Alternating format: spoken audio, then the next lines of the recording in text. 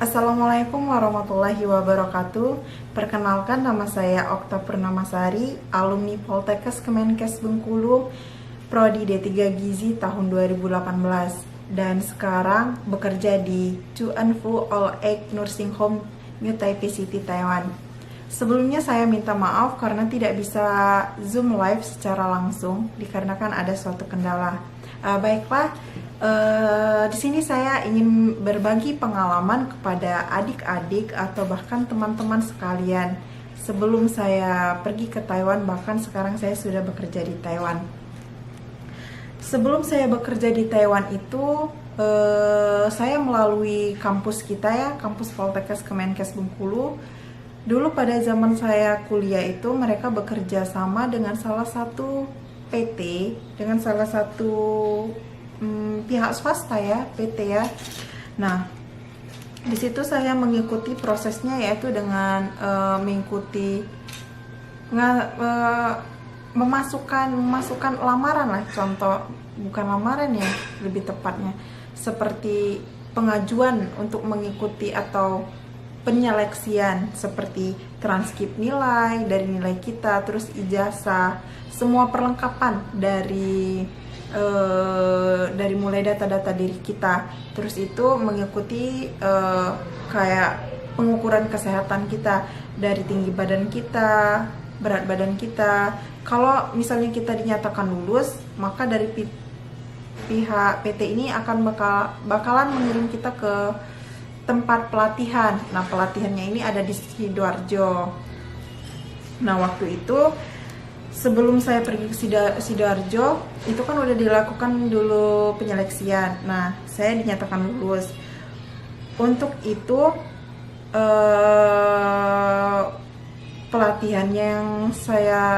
proses pelatihannya sendiri untuk saya kurang lebih 3,5 bulan. Setiap orang berbeda-beda ya teman-teman untuk pelatihannya. Sebenarnya itu tergantung nasib gitu. Nah, waktu proses pelatihan atau pendidikannya ini, administrasinya berapa sih sebelumnya? Administrasinya saya sendiri waktu itu, karena ini pihak swasta ya, jadi sangat berbeda kalau misalnya bagi teman-teman yang ingin mengikuti proses perginya itu ke luar negeri dengan melalui sistem pemerintah yang diadakan pemerintah, itu berbeda. Kalau dari pemerintah sendiri itu mungkin nol administrasi gitu. Tapi ini dikarenakan oleh pihak swasta, jadi kita mempunyai administrasi tersendiri, yaitu awalnya saya bayarnya itu 9 juta. 9 juta itu baru untuk ke PT-nya saja. Nah, waktu proses pelatihan di PT-nya itu kita belajar bahasa negara tujuan seperti bahasa Mandarin. Di sana kita bakalan belajar seperti kosakata, percakapan, semuanya itu dipelajari. Tetapi untuk pergi ke Taiwan sendiri itu tidak menuntut untuk bisa menulis. Cukup hanya bisa berbicara saja sudah cukup, dengan mengerti percakapan aja udah cukup. Jadi nggak dituntut untuk menulis ya.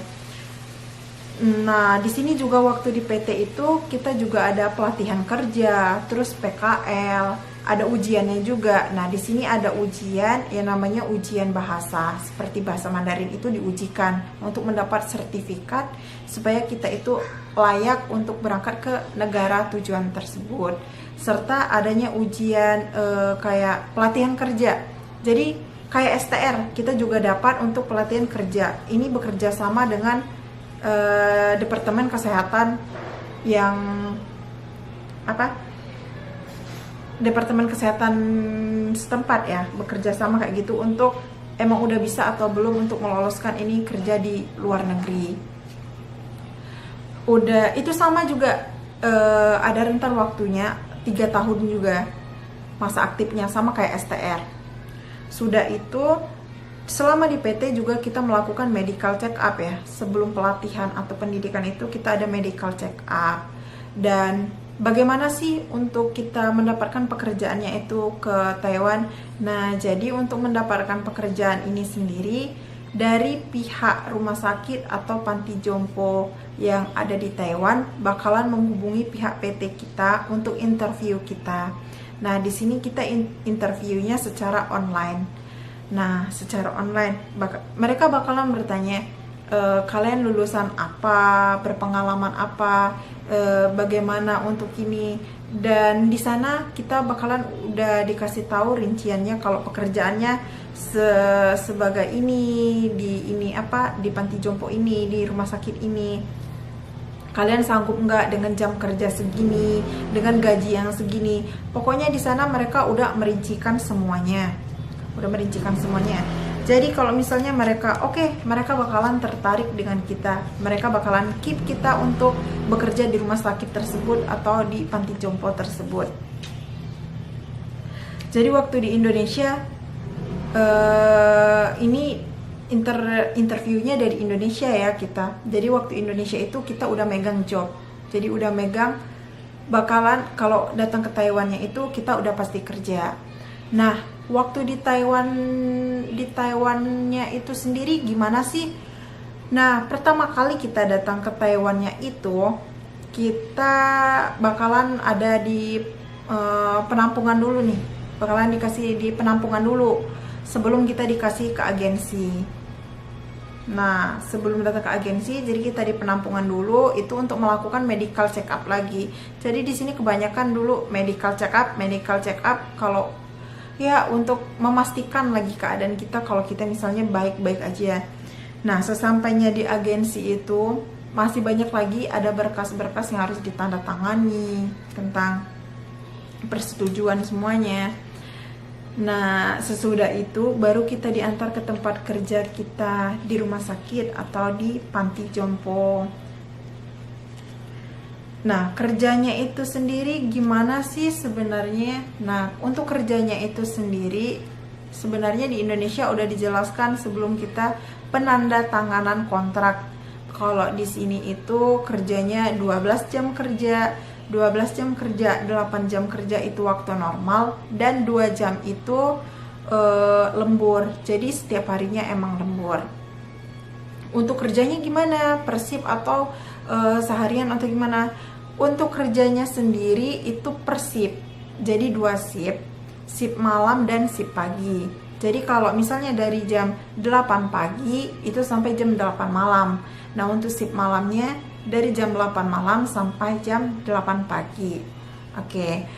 Kalau misalnya ini waktu liburnya gimana sih ini nih? Oh, nah, jadi kalau misalnya untuk waktu liburnya ada yang 4 hari kerja, udah itu besoknya libur, atau 3 hari kerja dan besoknya libur. Jadi itu semua tergantung sih sebenarnya kita dapat liburnya berapa. Kadang sebulan itu ada 6 kali, ada 4 kali, dan ada 3 kali. Jadi tergantung dari pihak atasan kita mengasih kita libur.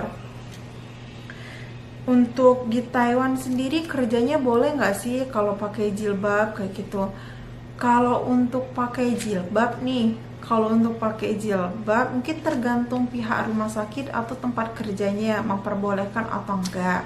Tapi kebanyakan sih dari mereka itu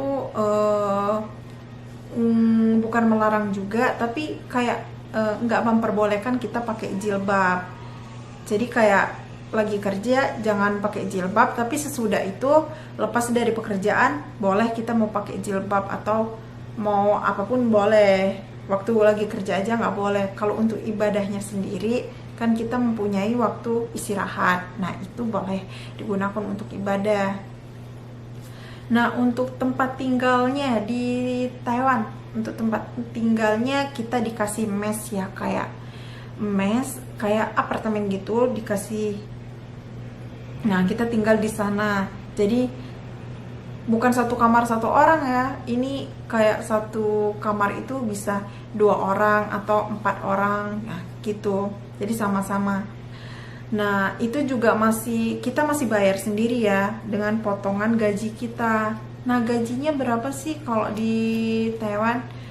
Gajinya itu kalau untuk gaji pokoknya di tahun 2020 ini gajinya udah ngikutin ketetapan pemerintah Taiwan bagi warga negara asing yang bekerja di sini. Jadi udah ada ketetapan gaji pokoknya 23.400 itu gaji pokok, belum ditambah lagi gaji lembur.